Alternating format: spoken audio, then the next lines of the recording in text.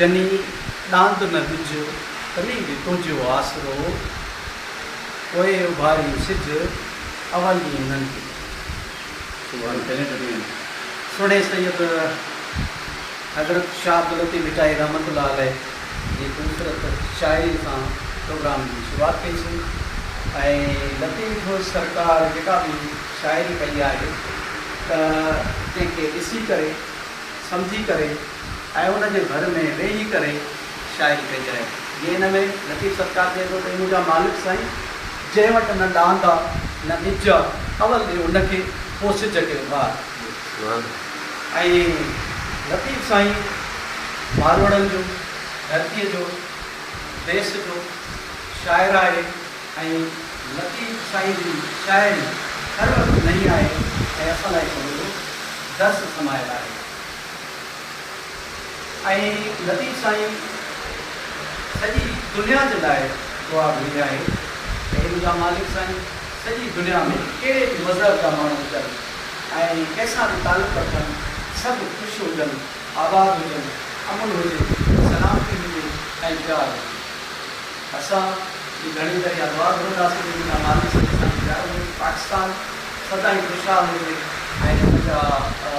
धरतीअ जा जेके माण्हू सदाईं आबाद हुजनि ख़ुश हुजनि इन सिंधड़ीअ जा जेके माण्हू सिंध जा दुख सुखा आहिनि असां अमन हुजे सलामती हुजे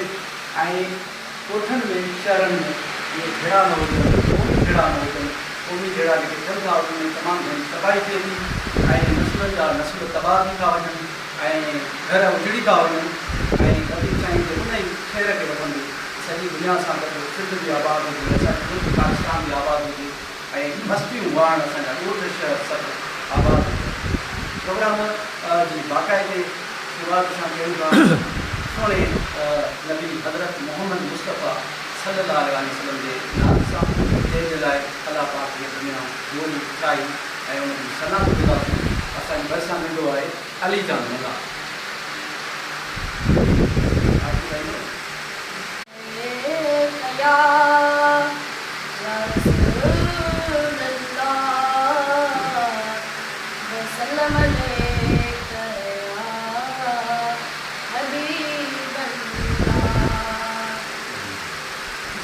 मुझो बारो चल सा प्यारवा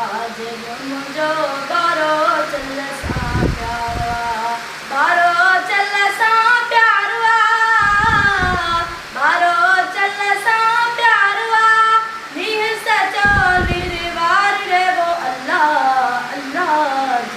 मुझो बारो चल सा प्यारवा मुझो बारो चल सा प्यारवा बाहे अंदर बढ़ते पई बाहे अंदर बढ़ते पई बाहे अंदर बढ़ते पई हियण जो आहे ठार रे वो अल्लाह अल्लाह मुंहिंजो बारो चल सां प्यारवा मुंहिंजो बारो चल सां प्यारवा साबिररी असर नथी साबिररी असर नथी हदी कराईंदो दीदार रे वो अल्लाह अल्लाह मुंहिंजो बारो चल सां प्यारवा मुंहिंजो बारो चल सां प्यारवा बारो चल सां प्यारवा नीर सचो निर्वार रे वो अल्लाह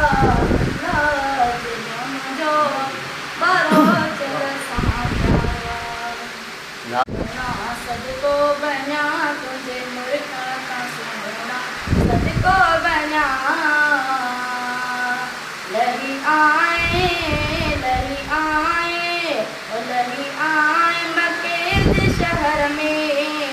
अम्मा आमिना दे सुने घर में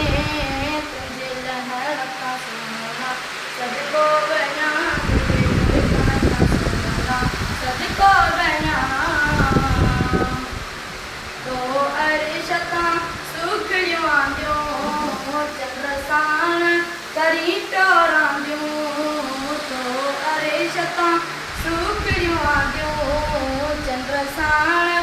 परी प्योरा दियूं तुंहिंजे खेॾण खां सुहिणा सदिको वञा तुंहिंजे मुर्गन खां सुहिणा सदिको वञा इरशाद खे आकाश गिरायो सिपाहीअ खे साईं चढ़ायो इरशाद खे आकाश गिरायो सिपाहीअ खे साईं चढ़ायो तुंहिंजे अंगण खां सुहिणा सदिको वञा तुंहिंजे मुर्गन खां सुहिणा सदिको वञा